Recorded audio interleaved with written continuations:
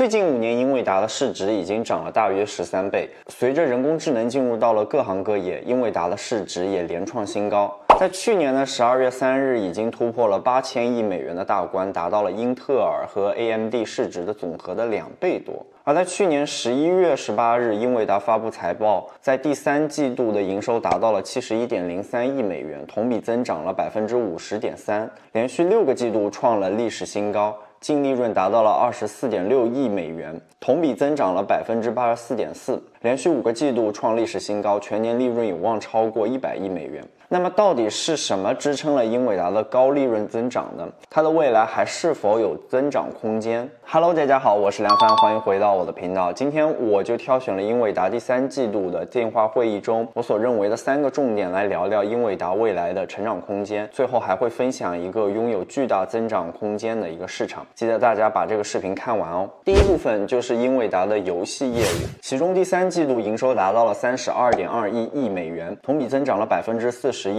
笔记本电脑 GPU 出现了强劲的同比增长，高端 RTX 笔记本电脑需求持续增长。RTX 引入了开创性的实时光线跟踪和人工智能支持的超分辨率功能，这些功能正在以更快的速度被采用。云游戏注册的用户也达到了1400万用户的人数，同比翻倍，遍布了80多个国家和地区。并且因为只有25%的英伟达存量用户已升级为 RTX 显卡，所以在这块市场上面未来还会有更大的升级空间。而第二部分是英伟达的数据中心业务。英伟达的数据中心业务第3季度增长营收29.36亿美元，同比增长54.5%，这也是它连续8个季度连续创了历史新高。这一收入占英伟达去年 Q3 总营收的41.3%。英伟达目前在全球 CPU 加 GPU 的市场占有率不到10%，因此还会有很大的增长空间。而它的创始人黄仁勋也认为，未来5年将会迎来3D 互联网的时代。现在大部分的互联网信息都是2D 的，而未来很多信息将会是3D 的，也就是说人与人交互，人与世界交互，所有的信息都将会是3D 的，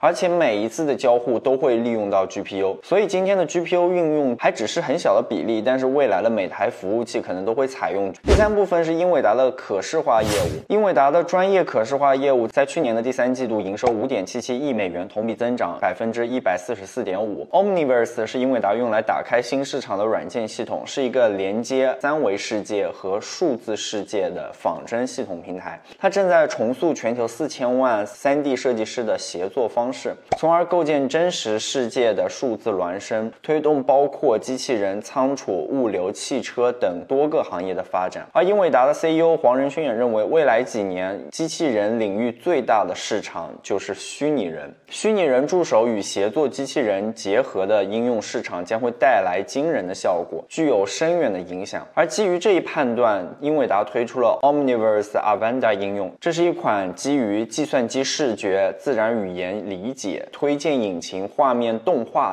等等技术而生成的交互式 AI 的化身。 Omniverse Avanda 可以为任何行业轻松定制 AI 虚拟人助手，帮助人们处理数十亿的日常客户服务互动，包括了餐厅订餐、办理登机手续、银行交互、个人预订等等，在零售店、餐厅、机场、火车站和写字楼等等场景有着巨大的应用前景。另外，我也在前几个视频中有说到，自动驾驶汽车的本质也是一种机器人，它能成为人类的智能助手，为我们提供出行服务。而黄仁勋认为，未来的自动驾驶汽车里面需要一个 AI 虚拟人作为人类的助手。这个市场预计就有1辆1车，每辆车如果按照收费标准1000美元每年算下来的话，这个市场规模就会达到1000亿美元。所以你看，虽然元宇宙现在还只是概念阶段，但是英伟达的 Omniverse 作为元宇宙的基础设施，却已经是可以大概算出未来的市场空间了的。而最后一部分也是我在视频的开头所提到的一个未来将会有巨大市场前景的一个市场。如果你想知道的话，欢迎帮我给这期视频按个赞，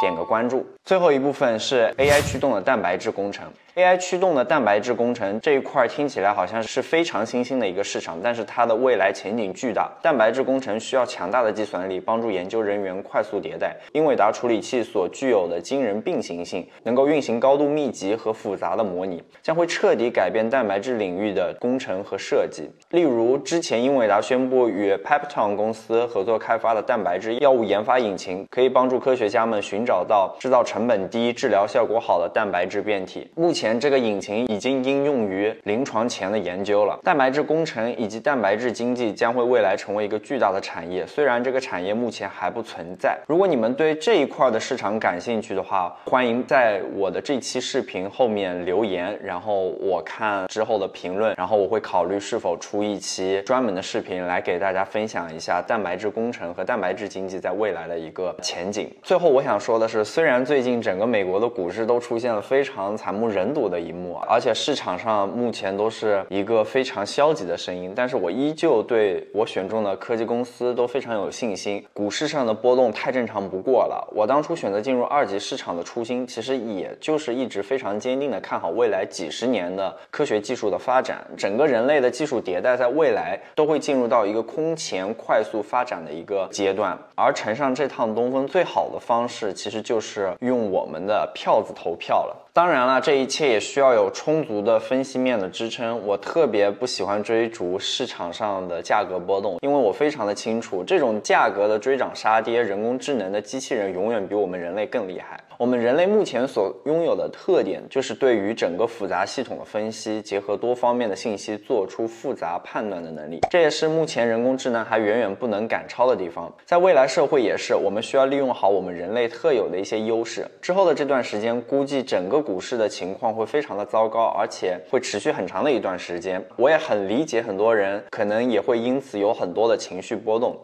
也许我会把之前所投资过的公司全部再具体的再来分析一遍，做出一个视频的合集，希望可以通过视频中所分析到的点，能够为你们提供真正的内心的价值支持。好了，这就是这期视频的全部内容了。这期视频主要是针对英伟达在去年 Q3 季度的财报的一个快速游览。英伟达其实是我一直都非常看好的一家公司，我认为它就是未来元宇宙的基建公司，拥有着巨大的市场前景。如果你希望我持续分析这家公司的未来前景的话，一定要为我的这期视频按个赞，点个关注哦。好了，我们下期视频后再见吧。